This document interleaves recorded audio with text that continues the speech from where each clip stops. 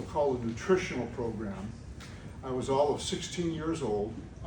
I was a national champion, Olympic weightlifter, which is why I got the job as an instructor on the floor.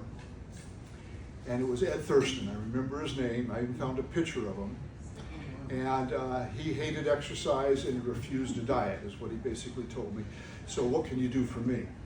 And that's how it started. About 7 months later, he had lost about 40 pounds. He had a gut that was out to here and it was back down to here. And he did 500 sit-ups. When I first started, he did maybe 4 or 5. The guy just completely changed around. But it also taught me a whole lot about motivation, about how to bring principles that are effective. Now what's interesting, as young as I was, I understood the importance of muscle mass in losing weight. You don't want to lose the muscle. This has been something that I have said since the day I opened up Shape Up in 1982. We started this particular challenge in 1984. We have done it almost every year since then, with 2 years that we had to skip. COVID was one of them. And the purpose was to stop people from looking at the weight as what the goal should be, and to try to focus in on fat. And we were very successful many times, getting people to not worry about that weight scale and start to look at how much body fat percentage that we've lost. Now, how many people have taken their in-body test recently? So the majority of you. Well, you've done it recently. And what are the things, people just shout out, what are the things that you guys look at when you look at that? Don't know. Weight. Weight. I know I shouldn't, but. Weight, okay, BMI. weight. BMI. BMI, so Body weight, fat. BMI, what else do you kind of Body focus on? fat. Percentage. Body fat, like how? Percentage. Body fat percentage. Okay, we'll stay with those 3. Because those are all the 3 I don't want you to focus in on, even a little bit. We'll start with body weight. As this thing shows, that's 1 pound of muscle. 5 pounds of muscle. That's 5 pounds of fat. 5 pounds, they weigh this thing, and look how much more space that takes up. Now there's another thing to this that you may not be aware of. This right here contains 600 calories.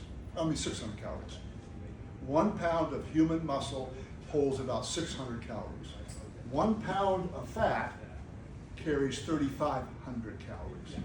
Now think about it. To lose one of these, you've got to get off your body 3,500 calories. But if you do it in muscle, you can lose 6 pounds. You ever wonder why fast weight loss diets work, right? How can you lose that much weight? 6 pounds is basically 18, 19, 20,000 calories. And people do that in a week? Really? You don't even burn that many calories in a week, or few of you would do. It's because you lost muscle. And that muscle, people don't quite get it.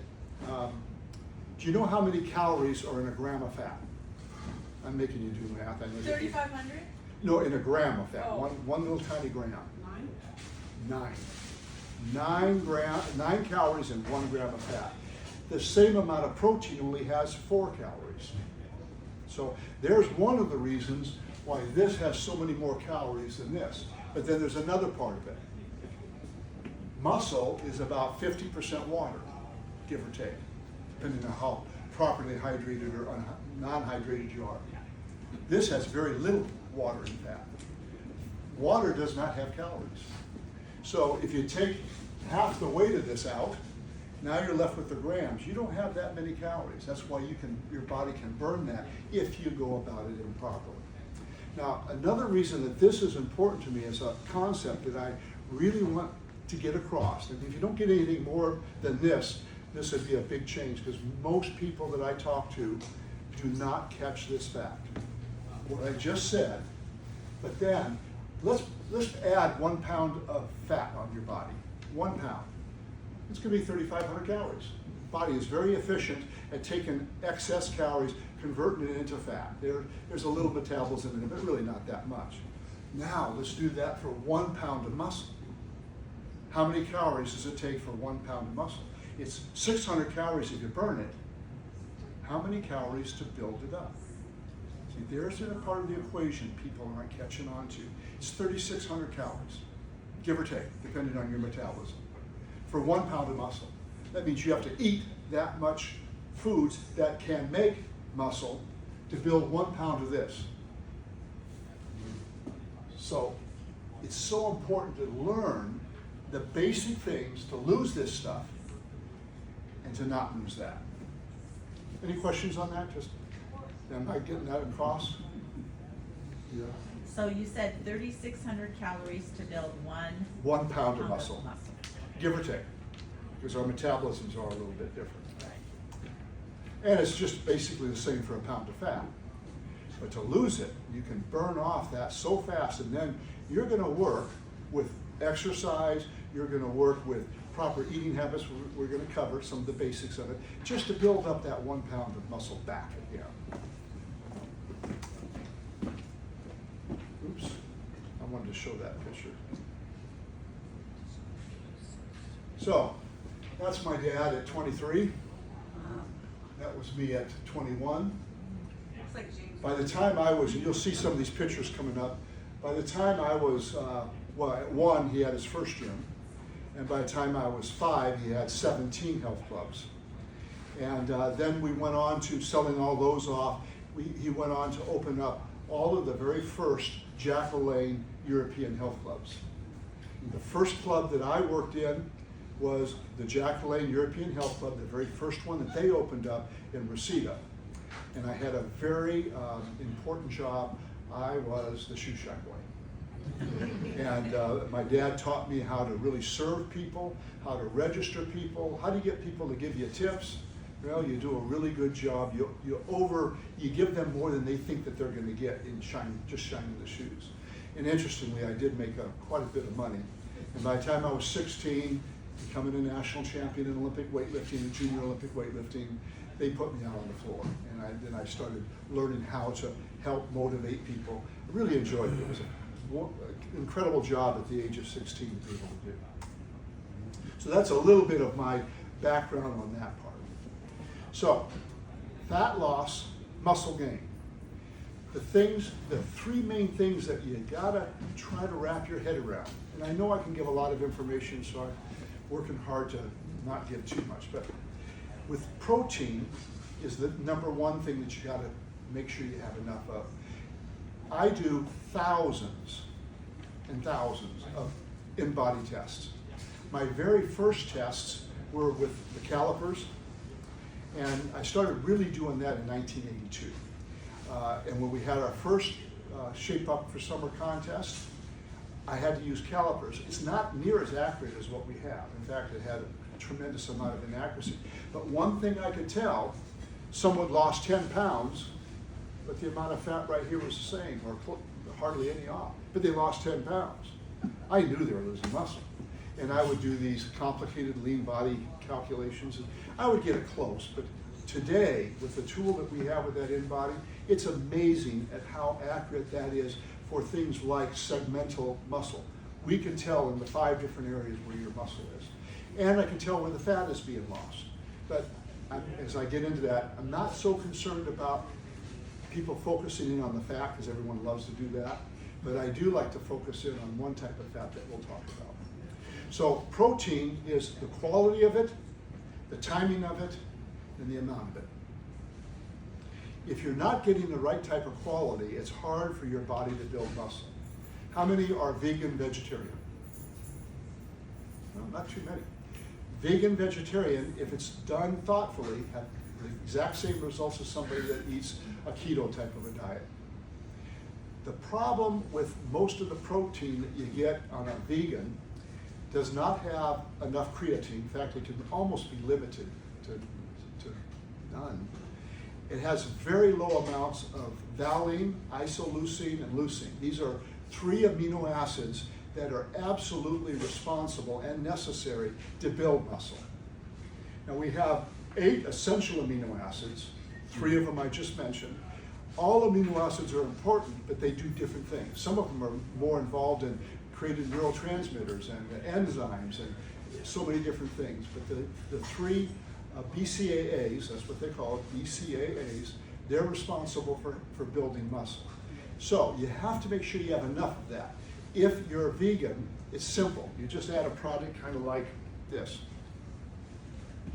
You just add a little tiny scoop in your, wherever you want to put it. I put it in water.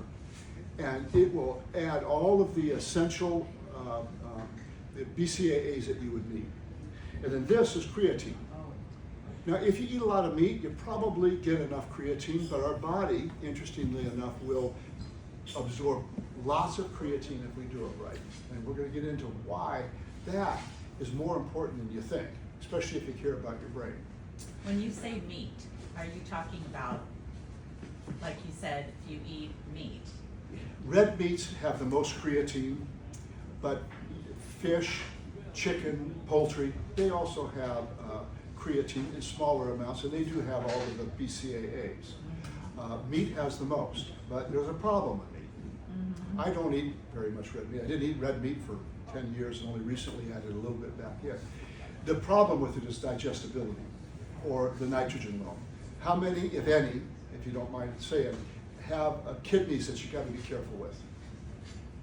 Okay, well, you're going to know people that have kidney dysfunction, and they have to be careful about what's called a nitrogen load, because the nitrogen load will overwork the kidneys.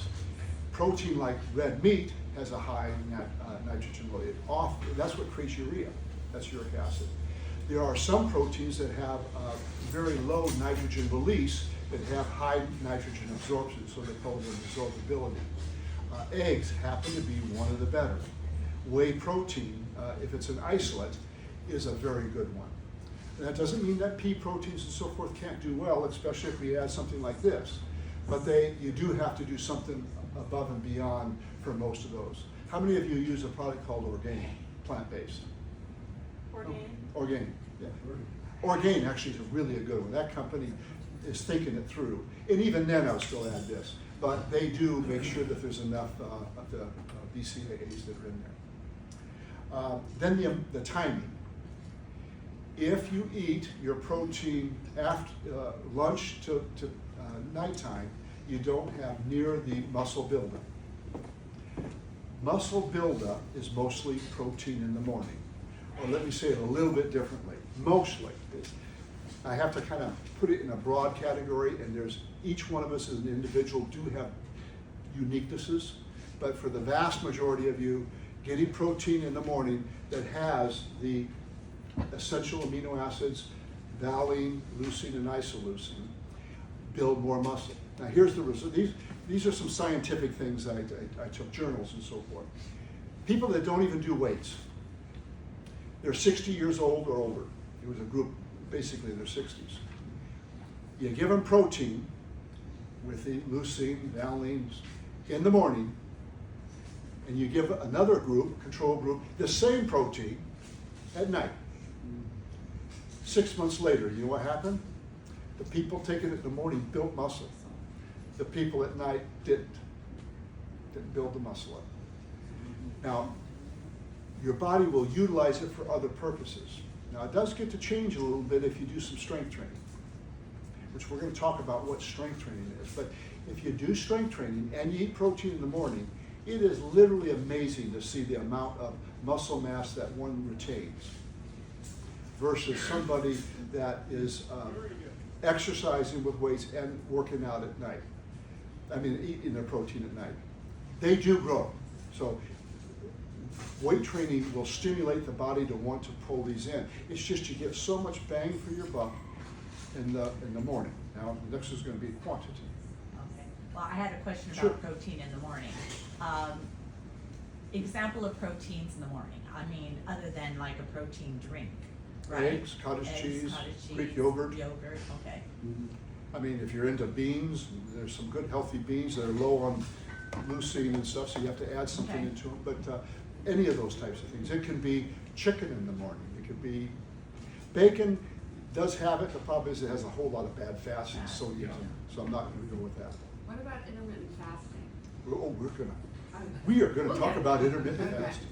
The other thing is the amount of protein. Now here, yes. Sorry, live on avocado. Avocado's fine, it's not a lot of protein, but it has a very good fat quality to it, Okay. but no protein. So right now, I'm focusing on protein, not just good nutrition, but one of the things I'm seeing, anybody over the age of 50 that's not taking care of it, they're losing muscle, kind of sometimes at a fast rate, and a lot of them are exercising, and they don't even know they're losing it. But there's a phenomena that happens with conditioning versus muscle mass. So we're going to go over a little bit of those two concepts. They are different, both important. Muscle conditioning is very important. Muscle mass in the right areas, very important. You need to make the distinction and when that you should focus on one or the other, okay? So the amount of protein is, you need to get, anybody that's over the age of 60, you need to get no less than 0.75 gram of protein per pound. Ideally, a gram for every pound. I weigh 200 pounds, I should have 200 grams of protein. I'll be honest, that's a little tough for me. I get about 170, 175, something like that. So if you take a look at what you're doing, most people don't even get 20 grams of protein a day. In fact, as I work with people, that's hard. Oh my God, that's just terrible. My client this morning, very fit, can run marathons, 60s. I would say one of the more fit people, perfect example. Muscle mass really low, high conditioned muscle mass. I can't eat in the morning. I can't. That's protein's just 20 grams. That's like 3-4 eggs. To me, that's not a problem. I said, okay, we're going to work out, and I am going to get you 25 to 30 grams of protein, one little tiny glass. I had 3/4 of a scoop of this. I didn't use that one. I used 5 grams of this. It's a little tiny scoop, and I used 5 grams of that. She had 30 grams of protein and a drink that big, and she wanted to go run. We did the workout. She wanted to run.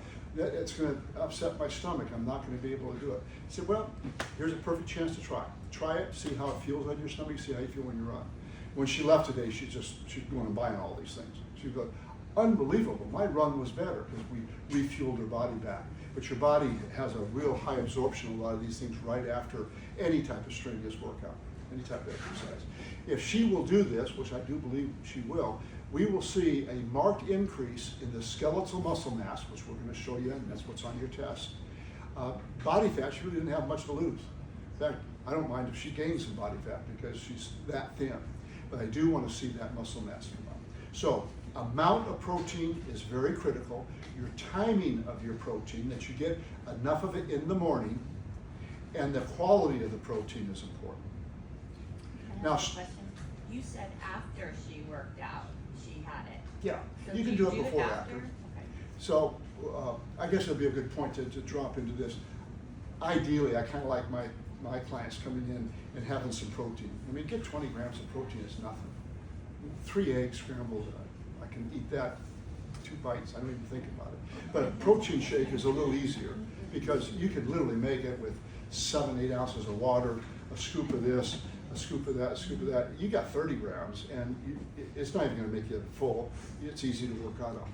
But if you're doing creatine and the BCAA type of amino acids, they're not even called protein at this point. They comprise protein, but they're not protein. Right after a workout or a good cardio, a good aerobic class, if you had it ready and you drink it down, your body will absorb that at an amazing rate. And we're going to be talking a little bit about fructose, because fructose is the death of us. It is one of the major problems in American society, fructose. And it's in places you wouldn't even believe. Yet, right after a workout, having, say, 3 ounces of grape juice, maybe even 4 ounces of grape juice with the amino acids and the protein, and you shake it up and drink it, your body absorbs it even more because the fructose, the fast-acting sugar, is able to pump it in. Other than that, you should not be mixing in berries and bananas and all these things into your protein shakes, unless you don't mind gaining fat, because that'll guarantee you that you're having an effect with that. Why? Well, if I have enough time, I'll get into that. By the way, if you're all signed up on the newsletter, I'm going to be sending out articles on each of these kind of topics. My goal is in 6 weeks, you're one of the most educated group in a health club of the stuff that matters. And everything I send, you can check, fact check, find me wrong. I might be making some mistakes, but you're going to be hard pressed to find most of them. You're going to find this generally in the right arena. Okay, so fat loss is strength training. Strength training is the second concept that you really have to get. Because most people think that just lifting weights is strength training, right? If I'm lifting weights, I'm strength training, right? If I'm doing pull downs. But that's not strength training. It could be. Strength training is when you are working a particular type of muscle fiber. Every one of your muscles have these muscle fibers in them. And they're called fast twitch, or let's just call them strength fibers. Easier for you to remember. There's another type of muscle fiber that you can work, and they're called endurance fibers. They're slow twitch. The difference is they use completely different fuels, not even close to each other. Your slow twitch, your endurance exercises that you work when you're doing classes is critically important for conditioning. If you want to condition your body, you're going to have to do cardiovascular and or endurance exercises. But you're not going to build mass. Your muscle mass will continue to go down every year. Now, I can prove it. You just stay with me for a while, do your program, we do the test, I can keep showing you, oh, you're going up, you must be eating more protein, or you must be doing some different things. But if you're doing what most people are doing, the muscle mass goes down. And I have enough data these days that just from experience, I know that. Fast twitch muscle fibers burn the fastest. There's two different types. The ones that I kind of like to go after, they only burn one type of fuel, creatine. Our bodies make creatine from 2 essential amino acids. But your body has to take those amino acids. First of all, you have to have them. You don't have much of them because you're low on protein, your body can't make them. And it takes energy to create it. That's why creatine has been so successful in being able to help people with building up muscle. Bodybuilders got into it originally. But later on, we started to realize it's even more important after the age of 60, which I'll get into more. But those fast twitch muscle fibers, they do not fire if you can do 15 reps. They really don't fire much if you're doing 12 reps.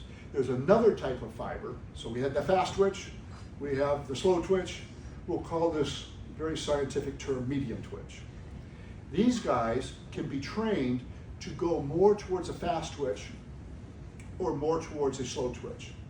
If it's slow twitch, what that simply means is it uses your fuel with a lot of oxygen. You heard of aerobics, aerobic.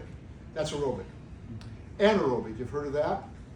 That's on the other side. That is not burning creatine, that is burning glucose anaerobically.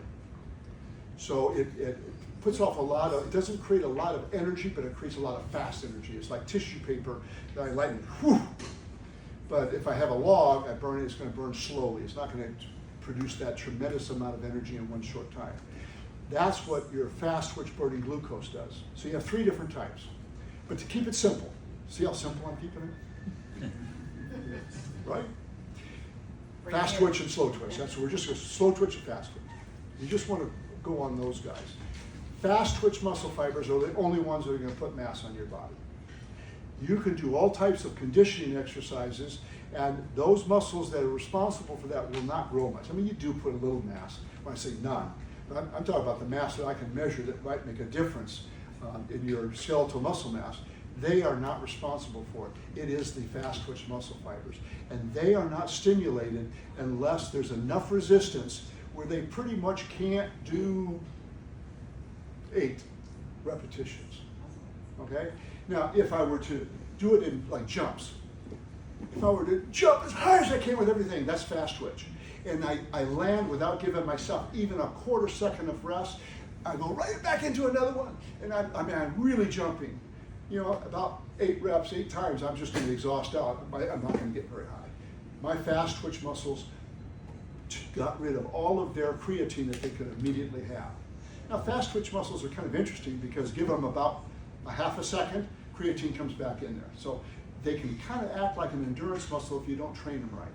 And that's why those of you that have trained with me, you hear of this graceful fail concept. I try to imbue over and over again. Graceful fail is, it's safe to push it to 8 reps because you're having really good form, or even 10 reps, but when it gets there, you just graceful, you don't recruit. You don't try to get other muscles. You don't do this little down and up business. That's recruitment that can injure, and it really doesn't help you with your fast twitch. A graceful fail would be the last rep looks like this, and then I gracefully put it back down. That muscle got to its full limit at that one moment, and that's called stimulus, and that stimulus adapts the muscle. This whole process is adaptation. If we adapt it, it will adapt. Guarantee you, if I give you a weight that you can lift about 8 times, and as you can get 9 and 10, I raise the weight, and we do that for 6 weeks, that muscle is going to be a lot bigger and a lot stronger. Your body will keep adapting. Okay. Questions on the strength training right now? You got the gist. And the last one is fat losses that really work. And I'm going to save this for the last because that's probably the one that you'll take the most interest in. But I'm really hoping that the first 2 really resonate because that's how we're going to do these fast. But there are some tricks that we can do. All right, the in-body. You guys have these tests. I want to point out the things that to me are the most important. And the first one is this body water. It's ECW, that is divided by TW. That is your water that's inside the cells divided by your total body's water. Okay? So your body has water inside cells, outside cells. This is a ratio. If you're at between 0.37 and 0.39, you're good. 0.038 is ideal. That's, a 0.38. That is an ideal ratio for water. If it's a little high, you kind of hold the water in cells. Phlebitis would be a 44, 45, gets up there.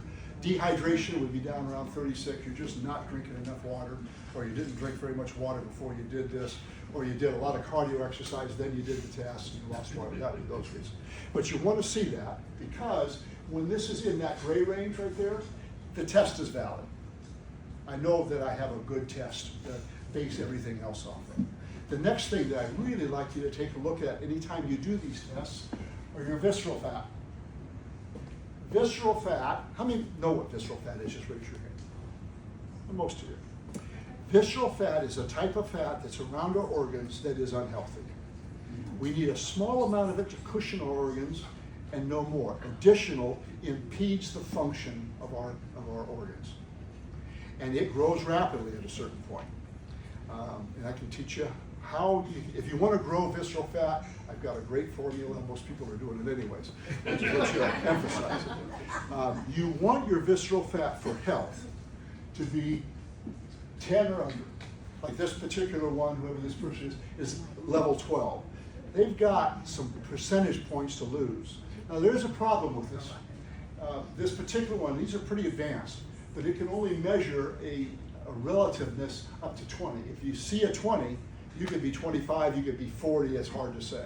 But if it's 20, I recommend my client, go see a doctor to make sure your liver's okay. Because that's probably a pretty bad fatty liver and you might need to really take care of it. But I guarantee anybody that takes care, that does some of the things I'm saying, that visceral fat comes down. It doesn't come down fast. It comes down. There's no fat. You can lose 15 pounds and you might see 1 point drop off the visceral fat. But you do it right and you might see 4 or 5. I've got people that have been at the 20 and it takes a whole year to get below 20. Whole year. Can't even know what, because I don't know where it's at. And then finally you have 19. Now we can start measuring it. Then it goes to 17. You know, and I've gotten them all the way down to 10. And it's all eating habits. This here has nothing to do with exercise, really. I mean, a very small amount. It really diet-based. So that's an important thing to do on this one. Now, we're going to be doing a contest. It's a contest against yourself. And what it is it's for you to measure how much muscle mass, skeletal muscle mass you can increase, and how much body fat you can lose, not body fat percentage. So we used to do this with a body fat percentage. We had a contest, and a couple of people in here got wise and they learned how to manipulate it. And basically, it was simple. Before you test in, just dehydrate yourself. Go into the steam room, don't drink much water, get in there and do the test. Your body fat percentage goes way up. Now, you're gonna weigh out at the end of the contest, drink a half a gallon of water or milk or whatever you want, just a bunch of liquid and weigh in. You didn't even do anything and your body fat percentage goes way down. Because body fat is the amount of fat that you have, which is right here, body fat mass divided by your total weight. So if you gain 5 pounds of water, that's total weight, percent of body fat goes down. But what doesn't change in that scenario is that this body fat mass doesn't change, and the one right above it, this SMM, skeletal muscle mass, doesn't change. What would have changed is I would see a change in here. Okay?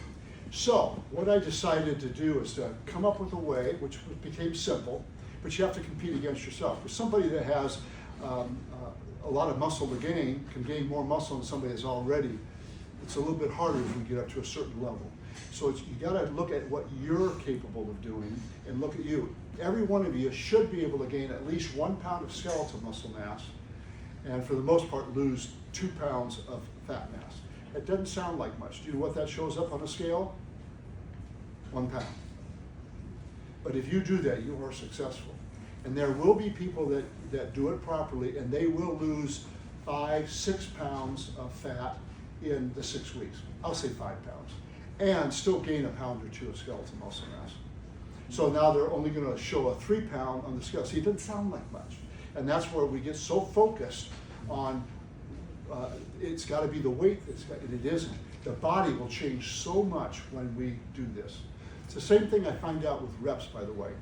People get so focused on reps. As a trainer, I got to be careful with some of my clients and say, okay, we're going for 10 reps. They'll recruit, they'll do, because the goal is 10, they don't fail. And I'm saying, gracefully fail. Just gracefully. Let it take it to that limit. If it's on 7 or 8, the number was just a goal to get to. What I'm really looking is that you're able to push that muscle pretty much to its end. But it's a hard time. When I let people on their own, all of a sudden I see that they're just whipping it down again because they forget and they know, they tell themselves, I get 10 reps, or I have a little sheet that says, get this many reps, and if they don't get it, they start to push. I find the same thing with weight loss. So I really want you to focus on that ability to take the body fat mass, not the percentage, the mass down and the skeletal muscle up. Does that make sense? Now I'm going to show one other thing that this does for you, this test, is this segmental.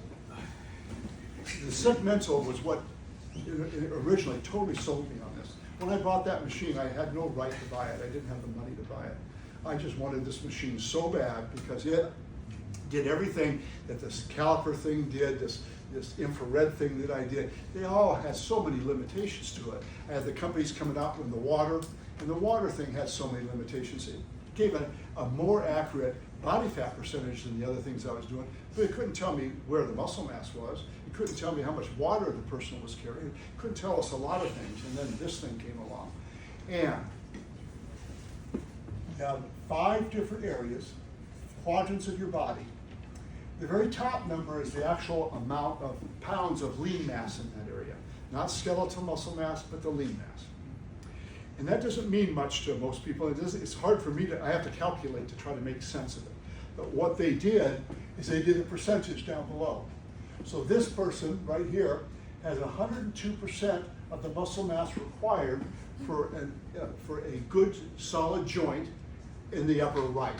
And 190, basically almost 98% in the left. So this person had some type of injury. I can just look at that and go, they're not using that left arm much, maybe because of an injury, or maybe they're a tennis player and they just use that one arm. On the trunk here, this person has 99.3%, close to 100%. When you're at 100%, I really don't worry about it too much unless you say, I want to be more toned. I want more muscularity looking. I don't want to get bulky, but I want to have, well, then I'll take you up to 105%. I want to be a bodybuilder. I want some guns on me. You know, that's 120, 130, 140%. Yeah, like Dylan. You guys know Dylan. Seen him in here. You know, he won his very first bodybuilding contest. We did his test. I mean, he's off the chart on muscle mass. I mean, just literally off the chart. He's what, 6'5", 240 pounds. He was 280, went down to 240. That is a bodybuilder, and you're not going to get that curve unless you put tremendous amounts of effort into it. But all of us can get above the 100%. Now, if it's below 90, it's going to take some work. And most of us are going to be below 90 in our legs, right and left lower body. And you're going to see it over and over again, or right at 90. That is, you focus in on some strength, you learn how to do some strength training that's safe for you. Now, a lot of times you can't do it because we have knee injuries. The knees hurt. You know, I do a squat and the knees hurt. Well, when the muscle density is down in any of these quadrants, you're also gonna, this test doesn't measure it, but I know. Your tendons and your ligaments, they are atrophied too. And they are what create a lot of pain because the muscles attach into the tendon. And if that starts to get ossified, kind of calcified like, and stiff, you're gonna start having pain and it's gonna start shrinking. So it's not just sarcopenia, muscle loss, it's tendon loss, and then the bones are also starting to, when I see like this person here, I would ask them, you know, it'd be a good idea, have you had a DEXA scan recently? You know, and, you know, I would recommend you talk to your doctor and get a DEXA scan because I already pretty much know that person's at least at osteopenia, and if it's actually this low, they would be osteoporosis. So they need to start to take some real intervention to be able to build that bone and muscle back up. Now the good thing is it can. I have people this low get right up to 100%. I've never been able to get people that are below the 90% over 100%, but get up to 100%. And it's not doing super weight training. It's basic, the basic things we're going to talk about in here. Basic. But I also got their protein intake up. Now everyone goes to calcium for that. If you get enough protein and you have adequate calcium, your bone density goes up. It's very rare to see somebody with well over 100, 101, 102% and have osteopenia or osteoporosis. I mean, I've got a couple of people that has, but they're the unusual. Any questions on the, you know what to look for. You can take your test out right now, you can look and you can see how much fat mass you have, how much muscle mass you have, and you're going to make one go up and one go down. Now this is the exact one I'm talking about. So there's 3 different ratios that we can look at, and I went through the whole academy for this, and from a distance I can look at your score and know that this is what they call a D curve. See how it goes, if I go dot, dot, dot, it's like a real exaggerated D. Most people are going to have this way up, this up, and this way down. And it's a C curve. So a C curve is immediately, this person needs strength training. They need a thoughtful, safe approach to resistance training that will build muscle. If they're an I, which means 1, 2, 3, they're healthy. If you'd like to have a little bit more muscle tone, it looks a little bit better, great, we'll do the muscle tone. But for health, I have to admit, I don't see that you get a ton more benefit if you have that nicely balanced and the segmentals are all at the 100%. Usually, when I see that straight line, everybody's pretty much on each quadrant about 100%, maybe a little bit lower, and I'll say, okay, for the next 2 months, we'll do strength training on your legs, or you need more core work. You know, you're not doing planks and that type of thing. All right, muscle mass, the reason it matters. Sarcopenia begins, you know what sarcopenia is? Muscle loss, muscle wasting, muscle atrophy. It begins at 40, I mean, kind of in earnest. Not like a runaway freight train, but it's moving. It's got power behind it unless we start doing things to change it. Now, a lot of people that work out in gyms, they don't see even the beginning of sarcopenia until their mid-50s. But then even people that are gym rats and working out, but they don't really focus in on, number one, the muscle groups. You know, you see the guys with the thin legs with the great big upper body, they need that weight in their legs. So everybody can benefit by making sure that they're balanced out. But I'm gonna tell you, once you hit 60, things do take a change. And I don't care how much you do. For those of you that knew me at 60, when I had my 60th birthday here, I had a little contest with, it was a show, ego, I'll admit it. But my goal was at 60 to be able to bench press 400 pounds, to take 225 pounds from the ground and do a shoulder press. That pullover machine that we have out there, the full weight stack, 10 reps, we had a different chest press similar to this one. The full stack, do 10 reps, and I just went around and did 10 reps with the stacks of all the machines, just to show that at age 60, you can do it. But I was heavy. I was a big guy. I mean, 250 plus, maybe 260 plus. And I decided after that to go ahead and to lose muscle mass, but to do it as safely as I could. And I got myself down to my present weight of about 200 to 205. Now, I did that by the time I was 64. So I was down to 200, 205 at 64 years of age. So now I've pretty much held my weight, but I've watched that muscle mass kind of drop down a little bit, that skeletal muscle mass.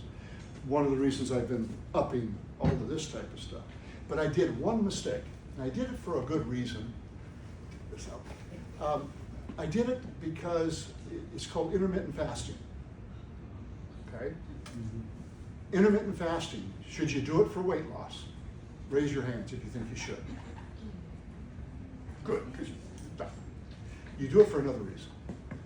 And I wasn't doing it for weight loss. What I didn't realize, since I was doing it 3-4 days a week, I was losing muscle. And when I did my in-body test and saw the results, it was a little bit shocking. Because I've been doing it I hadn't taken the in-body test for 3 months, 4 months, and I've been doing the intermittent fast most of that period of time.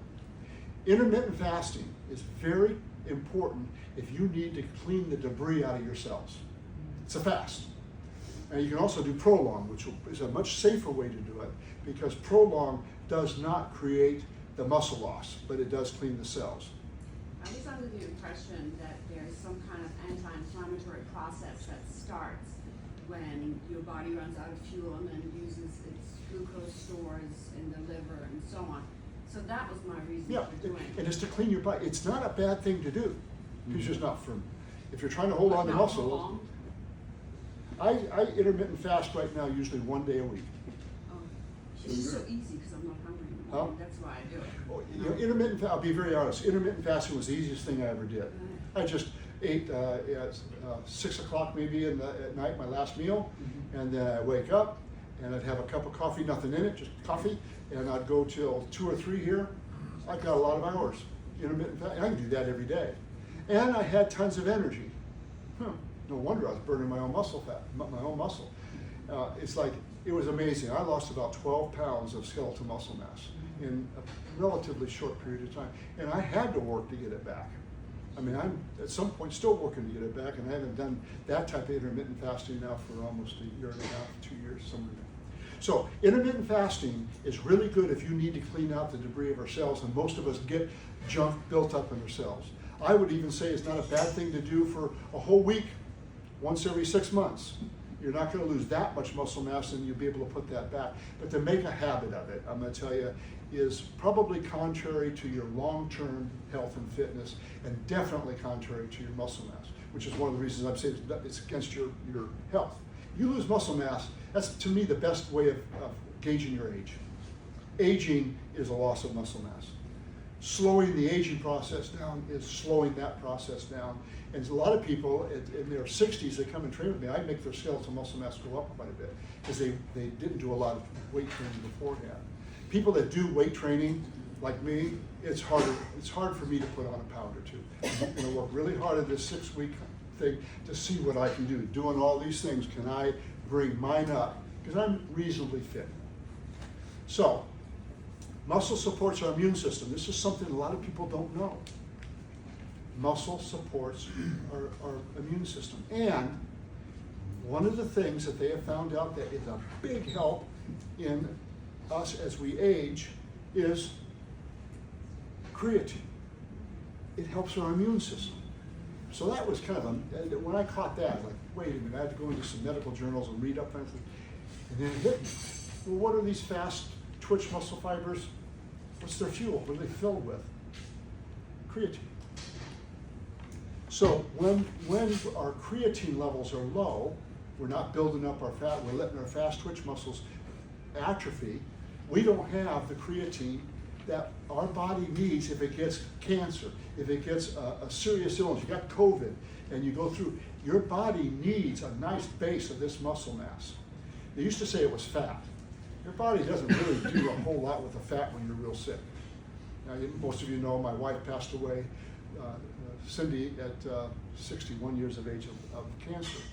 And the thing that they told me is that it's going to be hard, and they're trying to prepare me, that she's probably going to be 65, 70 pounds. I said, no, I know my stuff. And what I did is I went to proteins. You know, when you're on cancer, especially the type she had, her kidneys were always on the run. We didn't want them to fail. I didn't want to have to go into dialysis, that type of thing. So I got proteins low in nitrogen, which those that want to know, it's a little bit expensive. She was 96 pounds, 95 pounds when she passed away. She held her muscle the whole time because I did not give, she didn't eat red meat, she didn't eat anything that had a high nitrogen load. I went the opposite direction. And we can do that, although if we have good kidney function, we don't have to, I don't take those types of proteins. It also improves our balance. So when muscle mass, like this person here that was up there, at that below the 90% in their legs, their balance is off. I'll guarantee that if I were to meet that person, they would be having balance and coordination things. When that muscle mass gets low enough, you lose balance. Also, our muscles create a robustness to us. So just for the ability to have a vibrant life, that's where a lot of our vibrancy will come from. Now, it also has to be conditioned. So I don't want to take people away from thinking that condition is not important. I'm just dealing with one side of the equation. And it makes us look better. We get a more vibrant, toned appearance. Oops. Robert, Yes. you say you're intermittent fasting. Going back a little bit, is that, so you're not really a 24-hour fast? You sound like more than 17. Even a 24-hour fast. Intermittent fasting is a way to eat, but to create the beginnings of autophagy. It's not going to go into the full ketosis thing. You go into a little bit of ketosis. If you're going to do a fast, like a 3-day, a 4-day fast, water fast, those are all different types of things, and I highly recommend that you have some medical intervention from somebody that knows what the hell they're doing, because it's not something to play. I have a friend playing with it, and I have a sense. I can see things, and I already see what I'm afraid of, and I'm telling them, double check this. Don't listen to me. Just listen to me enough to go double check, because you are accomplishing one thing, but you're paying one heck of a price for it. So I'm not saying that fasting is not a good medical, but it's a medical procedure, like a surgery is. Intermittent fasting isn't quite that bad, but if you abuse it, because it's just eating, you think, I'm losing calories. Hey, you lose weight. I'll guarantee you, intermittent fasting, you lose weight. Yeah, hey, I got a saw in there, and if you want to lose some weight, I'll just chop off an arm, and we got, which body part you want. So we want to lose the right stuff. Now, I already talked about this, but 1 pound of muscle is 600 calories, 1 pound of fat is 3,500. They don't equate, there's still a pound on your body, but they are different on the inside. The quit weight loss strategies always lose precious muscle, always. If you're losing weight too fast, it is going to be coming from muscle. Now, in the beginning of a diet, it could be water. A lot of us are carrying more water than we need to, and it's not in our muscle. But after that's done, then it is water still, because muscle is 50% water, basically speaking. So you're losing muscle because the body's getting rid of that water and burning up to 600 calories. It's just not a smart way to be able to do it for any type of lasting results.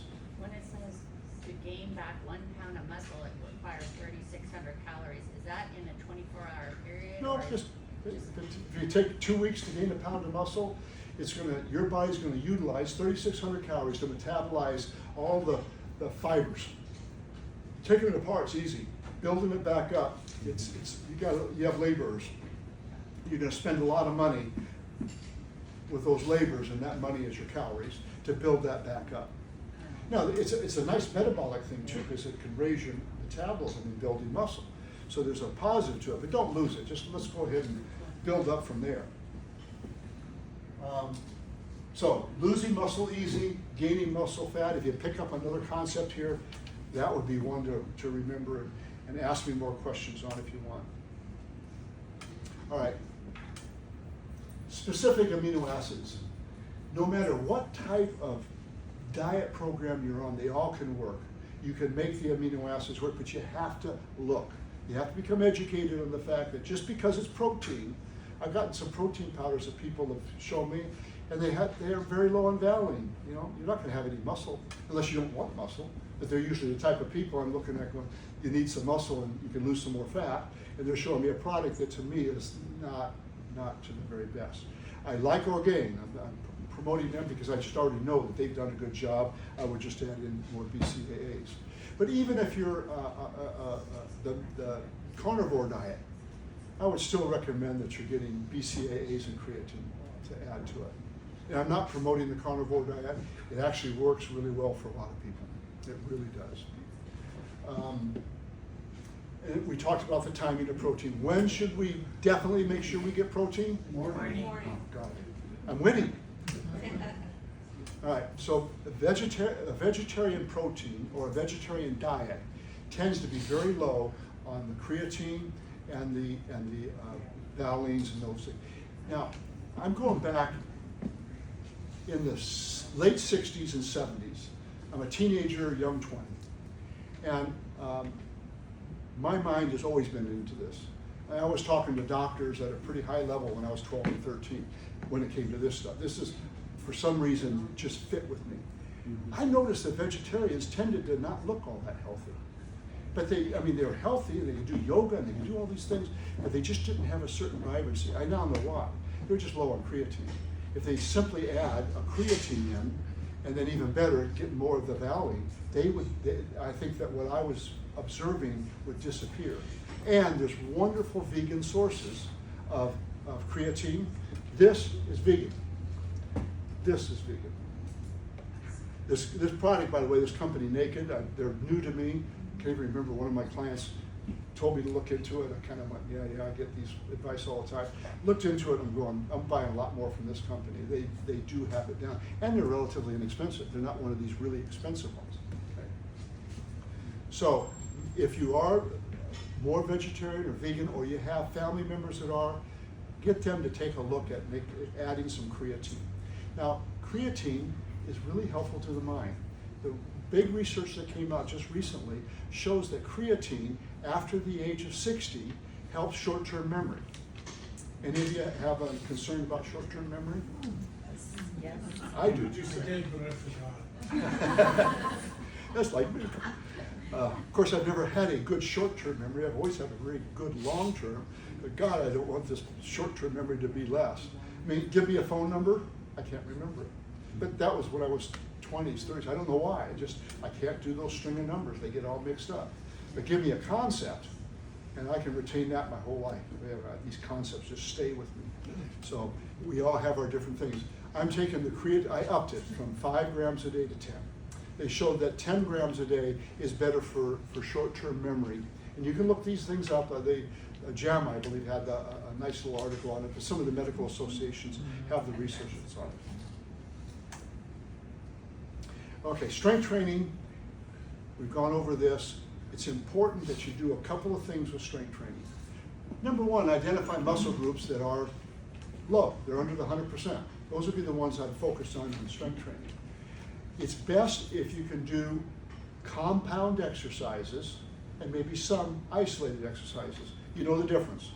Compound exercise, isolated exercise. Compound, no? No? Okay. Leg extension. I'm isolating this muscle, my quadriceps. That's an isolated exercise. Leg curl, going the other direction. That's an isolated exercise on the 4 muscles and the hamstrings. Squat. Compound exercise, glutes, hamstrings, quads.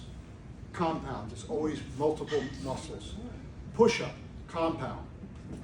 Isolated chest fly, that's an isolated. Bicep machine over here, locked in place, isolated. Bicep curl where I use all three of the muscles. I do the rotation, that's part of the bicep does this, that's one of its jobs, there's this. It's called supination. And then it also does this, it contracts. And it also does this, it lifts, only to there. Higher than that, it's another muscle group. So, if I want to do a compound with biceps, even though it's just that basically that one muscle, I have to use all the stabilizers to go here, here, here. Okay? Now, isolated exercises have some real benefits, especially if we have injuries. So I can take people that have some knee problems, do some isolated like leg extensions very, very carefully, and we can start to build that up, and it usually hurts. You know, one of the biggest issues I have are shoulders and knees because they hurt.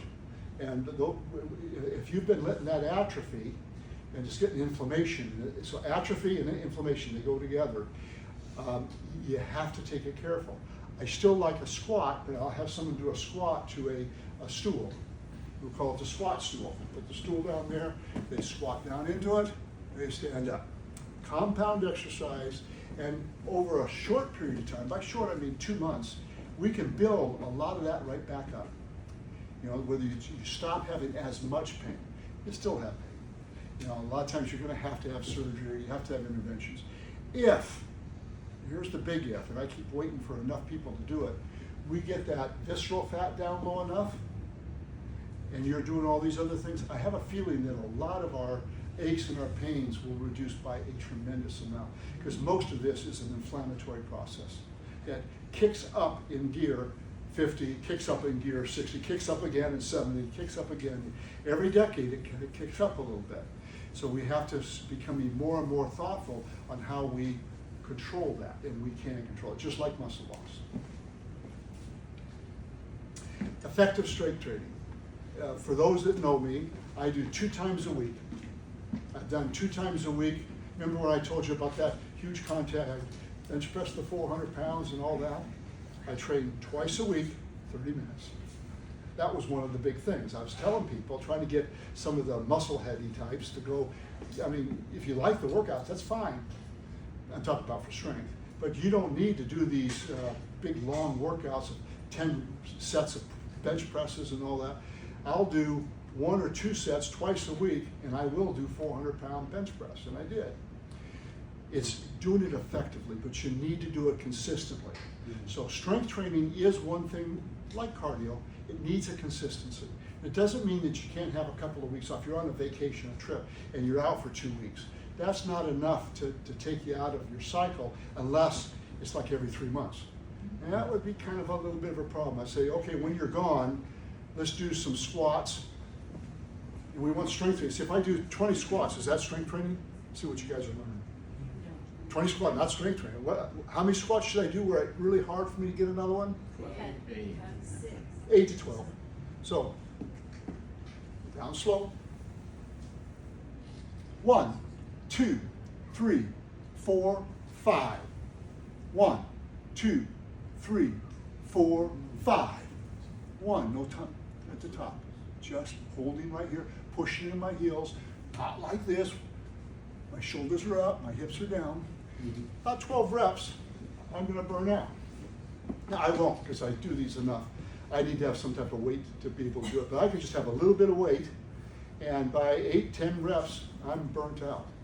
Many of you, if I have you do this, and just have you do 5 or 6 to a 5 count, you're gonna get to that one where, oh God, I can't.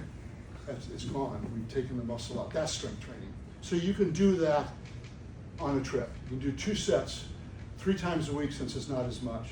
If you're more intense in here, I think 2 times a week is good. Sometimes 3 times a week will actually do a little bit better results. But it's not a lot more, and I see people burn out more than anything else. So I prefer to try to come up with things where I'm not burning you out. That you know, twice a week I can handle that. 30 minutes I can handle that. Any questions on that? So is that normal exercise? A lot of times I do that with the 25-pound weight right here, up and down. So I should hold for 4 or 5 seconds?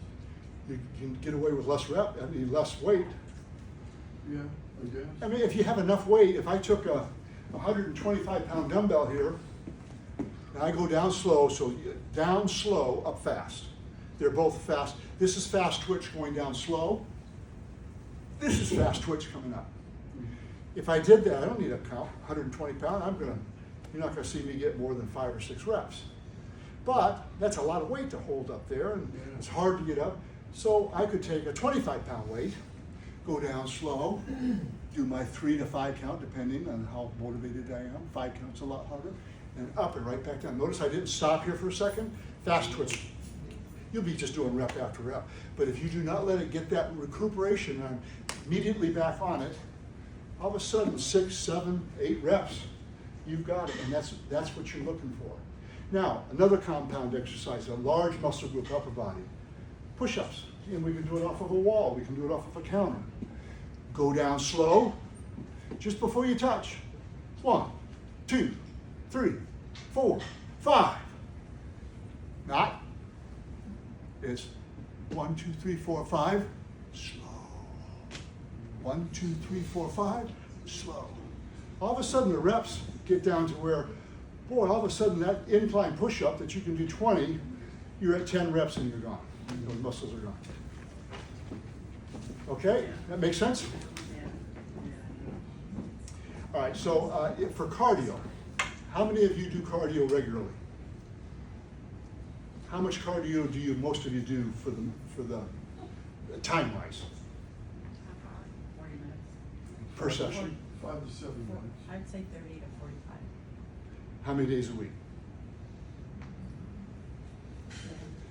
No, maybe 5.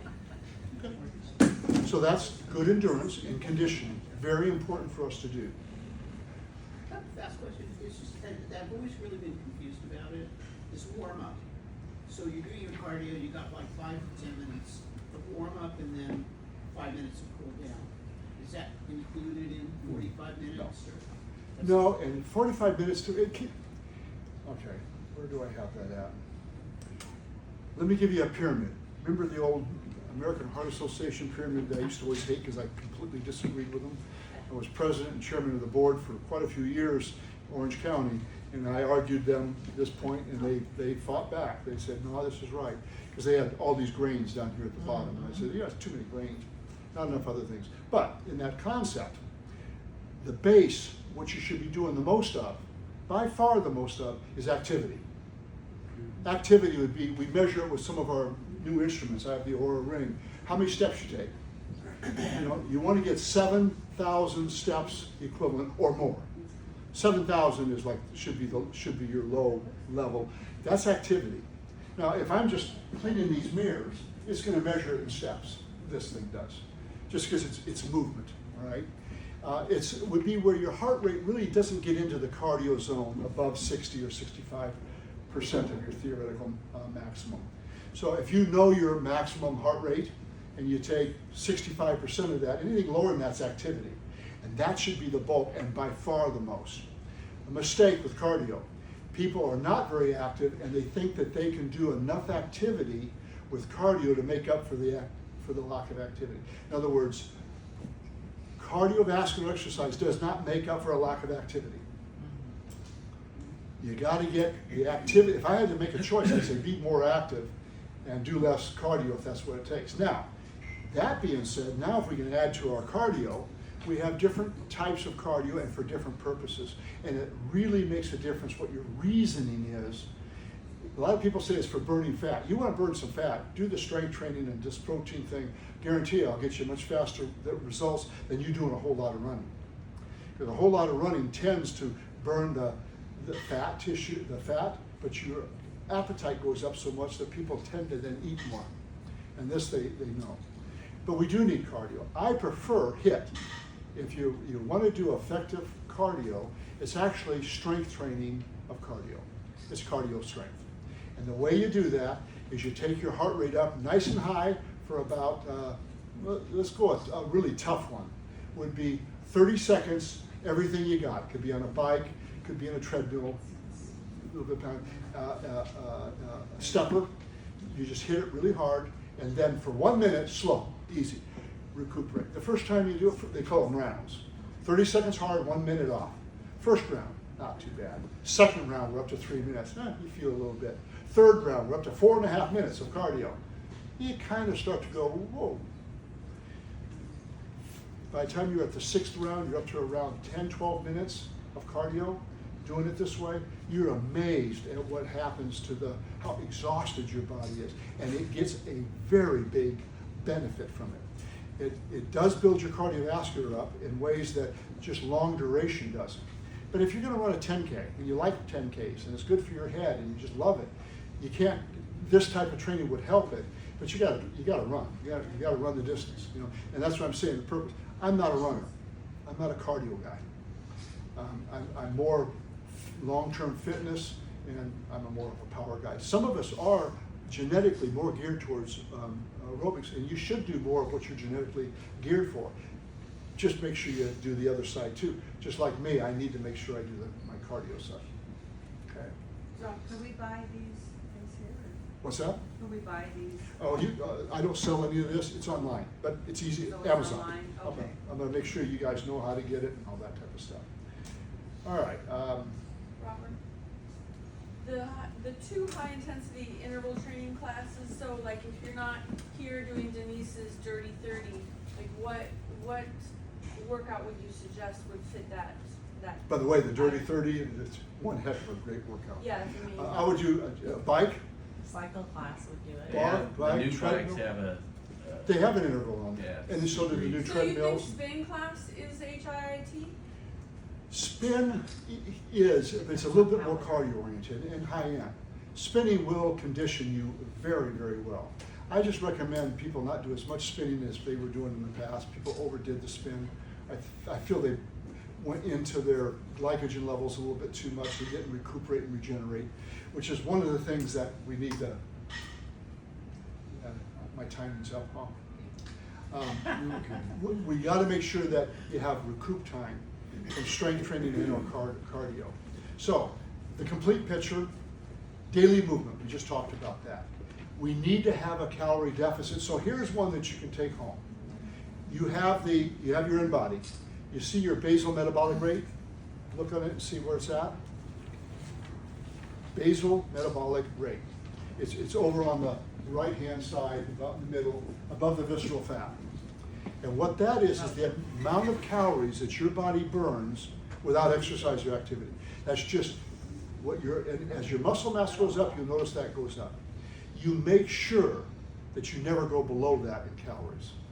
For weight loss, that will be fat and not muscle. I recommend being 100 to 200 calories above that basal metabolic rate, and on workout days, another 100 calories. You're gonna lose. All you need to do is take a couple 100 calories a day off of your body. Make sure you got the adequate protein. There's your 0.8 to 1 gram per pound. Strength training, gotta have it in there. Sleep quality, we didn't talk about it. I'll put it in some of these newsletters. Critically important that you get sleep. I use the Oura Ring, Krista uses the Oura Ring, and we measure how much of our deep sleep and our REM sleep we get. I don't care if I wake up 6 times. I mean, I don't really like it, but if I do, as long as I see, I don't worry, as long as I see I had enough deep sleep and REM sleep. You'd be surprised at how good. I don't care if I slept all the way through, but I had hardly any deep sleep or any REM sleep. I had that moderate sleep. You're not feeling very good. Something's not quite right in your body on that. Let's see, stress management. Another topic that we didn't talk on, I'll make sure I make an article on it. Cortisol, stress, is is something really difficult if you're trying to lose fat. Cortisol will keep your body fat up. Now, that being said, I hope I kind of got your attention on it. It's if we recuperate from it. So the Oura Ring, I believe some of the Apple watches are starting to do this. It'll show how much time you spent in stress. So like yesterday, 45 minutes that was in the stress zone. There's stress zone, bad, active zone, rest zone, and restore. As long as your restore is equal to or more than the stress is not a problem at all. You can have intense stress, and as long as you have ways to restore, meditation, prayer, just relaxing and enjoying the scenery for a few minutes. I can get into a restore rate in 10 minutes now. I mean, I can get a nice, just by focusing on my breathing. I wasn't doing that, and because I kept seeing the stress at 3-4 times the amount of my restore, I decided to take it into my own control, and I did, and it wasn't hard. I'm not a meditation person, but I am a person that likes to just relax and think. And I'll just think through it, like all this stuff. Every time I went through this, it went right into restore, because this relaxes me. Okay? And make sure you have micronutrients, which just is your vitamins, but if you're eating healthy, you're getting that. Now, the one thing that I'm gonna go out of this here is, people are asking about Ozempic or GLP-1 agonists. They're actually very effective. Now, they are used improperly many times because if you are using any of them, I don't care which one, they have different actions, but they all end up the same thing. You must do strength training and you must get that protein intake. So I have some of my clients that are on Ozempic and their protein intake goes right down because they're not hungry. You gotta get that protein. And you don't want to get the calorie deficit so low that we start losing that muscle. So I'm not against it. I do recommend that you get good advice on it if you decide to do it. I have a lot of clients that have done it. The vast majority have done two things, but they're working out. They've lost a lot of fat, and they've gained muscle mass. Or, at the very least, lost very little muscle mass. So that amount of muscle mass is small by using something like that. Now, I also have clients that have been off of it for 3 or 4 months, and they've gained a couple pounds back. They're still 18 pounds, 19 pounds, less than they were when they started. And they have as much muscle as they were when they were heavier. So there is a purpose for those types of things. I'm not against them. I am against just the abuse of them. All right, questions? I have one. What I would like to do is have you look at this and help me to figure out how I can get the protein in the morning the best way, given my schedule, given my life, that kind of a thing. See you there, Ray. Would I need to schedule that time with you, or just? I'm gonna be sending out some things in newsletters that are gonna help. Then my time is a little tough, but I make it. I figure it out. It just might not be able to make it immediately, like it might give me 4, 5, 6 days. But if you're interested, I will make the time, because if there's one thing I enjoy the most is this, is sitting down and just doing this exact same thing. Okay. We need to explain the details of the challenge. Does anybody have any questions regarding the challenge, what we're doing? No, I Oh, think you all have that down? No. Okay. I don't think we know, nobody knows. We're just We trying don't to know get what better. the challenge. Okay, so what it is, it's a mind-body process, right? And when you create a program like this that is a challenge, you're challenging yourself. He started out the talk by saying that. And it's an accountability thing. So it's real easy to get distracted and not stay on course. Like, I'm already starting to pay attention more than I was. And I'm just saying that when you've got the group think and you've got your shirts, everybody knows you're doing it. So it's a way of saying, I've been thinking about this, I actually want more muscle, I want to lose fat, do it now. This is a program that supports you 100%. That's why we're making the place look like it's summer, 6 weeks, and you can talk to other people, how are you doing? And Denise usually puts up a chart, so you keep track of your own progress as you go. There's a lot of power in that, the written word, and talking to people and we're gonna seeing make how it, you're doing. We're gonna make it very simple. So there's 2 things that you're gonna monitor. Your muscle mass and your fat loss. Muscle increase, fat loss. You weigh in, and then 6 weeks later you weigh out. Now, in between, what that chart is gonna have 6 weeks. And then your name's gonna be there, and you're gonna have 3 arenas. One is, did you do strength training? Which would, if you do 2 times a week strength training, you're gonna give yourself a gold star. Did you eat healthy? And that's up to you do I feel like I ate healthy? I deserve a gold star. Give yourself a gold. I didn't, or maybe I kinda did, and you put a half a gold star up there. It's your choice. And did I do my cardiovascular exercise? I did, or I didn't, or I kind of did. Now, when there's all the 6 weeks and we measure out, for those of you that become interested, because some of you are going to work really hard and may not get the results you want, that's when I can come in and be the most helpful, because you said that you ate healthy 6 weeks in a row, but I see things in there that tell me something's not right here. Well, it's my thyroid, it's my, and maybe that is the case, and that's where a doctor's intervention is important. But often I will find it. Often it's the grapes that you didn't think had that big of a deal. Grapes, by the way, Yeah. super high fructose. Oh, bananas. If you want a banana, eat a plantain. They're very bland. The reason we like bananas is we have bred them to be super high fructose. So your bananas today are not the same bananas that were 100 years ago. They are very high fructose, and we are addicted to fructose. Speaking of fruit, you said don't load up your smoothie with a bunch of fruit. So when you put your BCAA and your creatine and your protein blend into your smoothie, what are you saying besides spinach and kale that we can put in there? Spinach and kale, there's no glycemic index, so I don't care about The it. blueberries. Blueberries are okay. Raspberries, boysenberries are okay. I wouldn't overdo it, but What about alcohol? well, Vodka.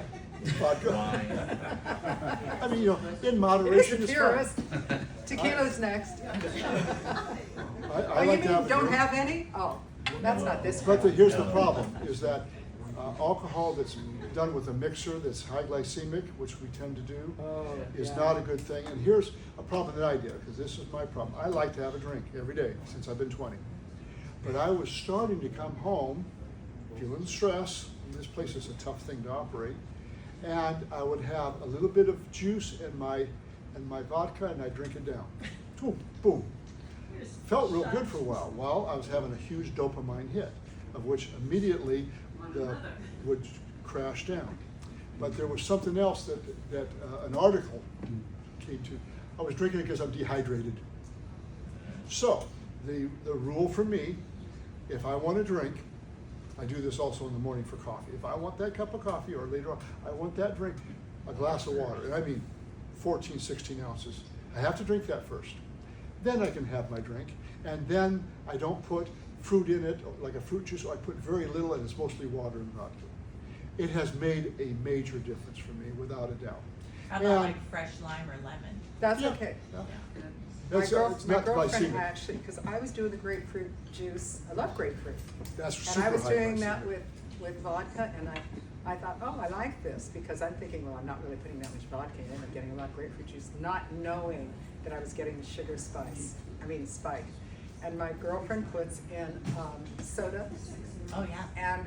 and lemon. Lemon. Yeah, and then it becomes a glass that looks like this, not a little vodka on the rocks with a splash of water. I mean, it's, you know Those what I are mean?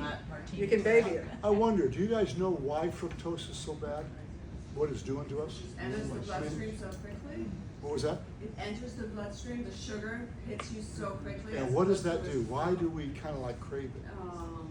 high energy, fast fall. Insulin? Caroline's got it. She's been listening to me. Okay, so you've heard of these drugs called cocaine. Yeah. What cocaine does is it goes to the brain and releases a huge amount of dopamine. And we get a really good feeling off of it. But the body gets used to dopamine, so now we need more to create the same amount of feel from the, and pretty soon, I mean, you could be taking very large amounts of cocaine, you're not getting the same type of an experience that you were. Here's what's interesting. Fructose, in particular fructose, which is in a lot of different things you don't think of, creates a dopamine hit. So our industries, they've known about this for some time. You'd be amazed at where fructose is put. The other thing that is processed oils, like seed oils. You mix processed seed oil with a little fructose, and you are going to get a nice dopamine hit. The problem is it doesn't last long. It does calm us down. See, I was doing it with that alcohol and that fruit. You know, I was doing the grapefruit too. Boy, it worked really good. But an hour later, it was gone, and I wasn't having that feeling. And then you don't feel quite as good because your A1C3 goes up. You know, your blood sugar, you're going diabetic or pre-diabetic. Stop with the fructose. Look at all your foods. So sucrose, white sugar, is half fructose and half glucose. Do you know that glucose has no sweet at all to it? If you take a spoonful of pure glucose, it tastes like, well, it tastes like a plantain. It has no, it's like, ugh. What about the kind of sugar alcohols that you get from these sweeteners that, you know, like some Like of the energy sucralose bars? and all that. Stevia. Yeah. So, yeah. Stevia is different, but the sugar alcohols. I'm not 100% sure. I'm not going to say because I have my reservations. I have what I'd like them to be, but I have my reservations that they may be not as good as we think they are. I mean, we know some of them are really not good, and some, you know, like a monk fruit or something like that. Stevia, probably the safest, but it doesn't taste good in a lot of things. How many people are coffee drinkers here? Okay, so I used to be coffee in the morning to get me to the Starbucks, to then get the grande latte with 2 raw sugars. That was my thing until, you know, I got with him. And then but it's real easy to get hooked on sugar. And one of the reasons why he brought this product, and I only just tried it this week. There's 2 things I want to say.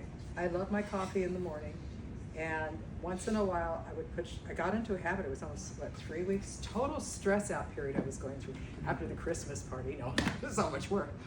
But I was putting sugar back in my coffee, and then it was hard for me to break it. So we don't have the product here. If anybody We're wants not to go back selling and these get some things. food, by the way, we got tons of food. And it's healthy, and I'm going to tell you what's back there, but let me finish this.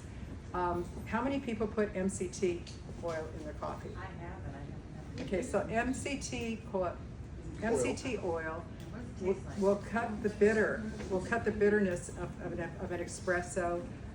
You know, most of us have really nice coffee machines, espresso machines, so it cuts it. And this product is what I've gotten getting off the sugar with. And this is a form of a high protein, but I don't do the full scoop. You can put it in coffee? Yeah, this one has a little. I just make That would be it. my I just way make to a get drink. it. I just make a protein shake. It's Yeah. 25 grams of protein per That would scoop. be my way This, to get the see food. this Yeah. scoop? Can you guys see that? I wanna get that. Okay, so do you mind if I let them sample it in their coffee here? Okay, we have a coffee maker back there. You can put some in there, Thanks but for you're gonna have to hanging be sure you stir it.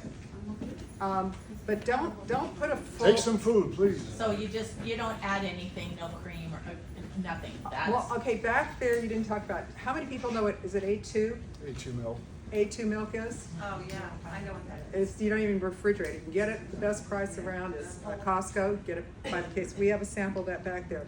So I put some of the A2 milk in, It's a different. It doesn't have the lactose. and this for the flavor and the hit of protein. Okay. But I've found that I like the flavor of it if it's not to the top, but you know, do it to your own. What I've been doing the last 2 days is a scoop of this and a scoop and a half of this.